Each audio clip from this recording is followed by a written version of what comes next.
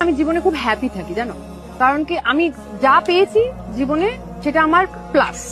দেখো আজকে থাকবো, কালকে থাকবো না, চলে যাবো। One day everyone has to go into Ashes. কিচ্ছু নিয়ে যাবো না, শুধু আমি চলে যাওয়ার পরে হয়তো লোকে এটা বলবে এ ভালো ছিল, এ খারাপ ছিল, দ্যাটস অল।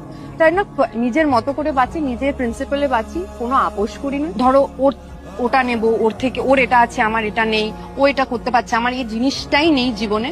আর আমার মনে হয় যতদিন এটা থাকবে না, এতদিন যখন আসেনি আর মনে হয় হবে না, ততদিন আমি মনে হয় খুব সুখী থাকবো। আর আমি দেখো বিশ্বাস করি মনোমালিন্য যদি আমার আর তোমার মধ্যে হয়, সেটা আমার আর তোমার মধ্যেই হবে, সেটা আরো 5টা লোক জানবে না। আর আমার যদি সম্পর্ক টেকাতে হয় তাহলে আমি টেকাবো, আর যদি ভাঙতে হয় ভাঙবো, কিন্তু সেটা আমাদের দুজনের মধ্যেই থাকবে।